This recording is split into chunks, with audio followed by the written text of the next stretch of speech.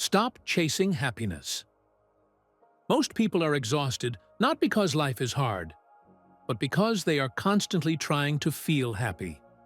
Happiness has quietly become a demand, a standard, something you're supposed to achieve, maintain, and display. And the strange thing is this: the harder you chase happiness, the more empty you often feel. Stay with me, because by the end of this video, you'll discover the quiet psychological shift that allows happiness to emerge naturally, without forcing, pretending, or constant self-improvement. And before we begin, if you feel tired of chasing emotional highs and want something calmer, deeper, and more honest, check the description below this video. There you'll find a Jungian practice for quiet happiness. Small steps, deep change, inspired by the work of Carl Jung. It's not about becoming better, it's about becoming whole. Now let's begin. 1. Happiness was never meant to be chased. Modern culture treats happiness like a destination, something you reach after you fix yourself, achieve enough, or finally become good enough. But psychologically, chasing happiness creates the very condition that prevents it: inner lack. When you chase something, you send a message to your psyche that it is missing, and the psyche organizes itself around that assumption. This is why happiness feels temporary when it's pursued. The moment you catch it, anxiety appears again, because the structure of chasing hasn't changed. Jung understood that the psyche doesn't heal through pursuit, but through integration. What is chased remains outside. What is integrated becomes part of you. Happiness, in its deeper form, is not an emotional peak. It's a state of inner permission, the feeling that you no longer have to run away from yourself. The tragedy is that many people never experience this because they are too busy trying to feel good instead of trying to feel real. The moment happiness becomes a goal, it turns into pressure, and pressure always creates resistance.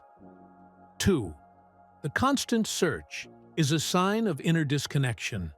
People who feel deeply connected to themselves rarely ask, "Am I happy enough?" They experience moments of contentment without analyzing them. The constant search for happiness is often not about joy. It's about escape. Escape from inner discomfort, unresolved emotions, or parts of the self that were never allowed to exist. When something inside you is ignored, the psyche creates restlessness. This restlessness is often mistaken for motivation. But in truth, it's a signal. You are not broken. You are unheard. The more disconnected a person is from their inner world, the more they rely on external stimulation, achievements, relationships, validation, to feel alive.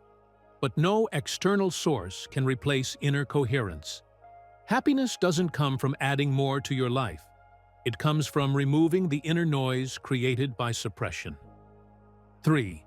The ego loves intensity, not peace. The ego is not interested in peace. It thrives on movement, struggle, identity, and comparison. This is why calm happiness often feels suspicious, too quiet, too empty. A nervous system trained on chaos interprets peace as danger. Many people unknowingly reject happiness because it doesn't feel dramatic enough. They confuse emotional intensity with meaning. But intensity is not depth.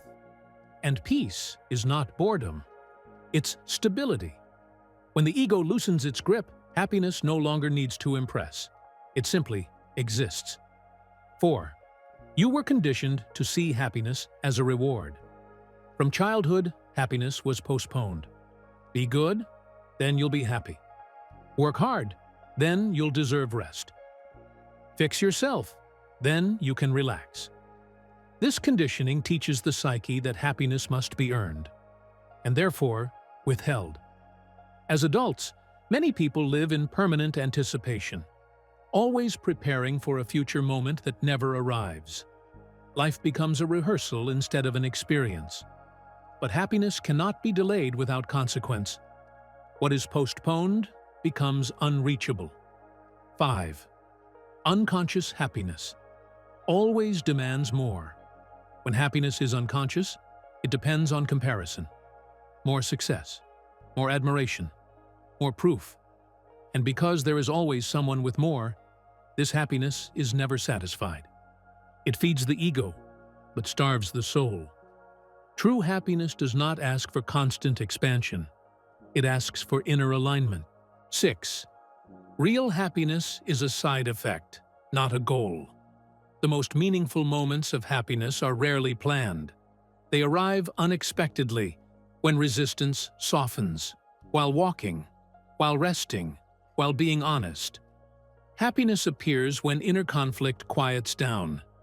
It cannot be forced, only allowed. 7. The psyche heals through integration, not effort.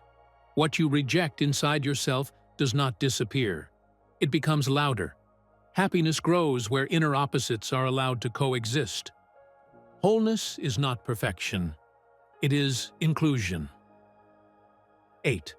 Stillness feels unsafe to a wounded mind. Many people stay busy not because they are productive, but because silence feels threatening.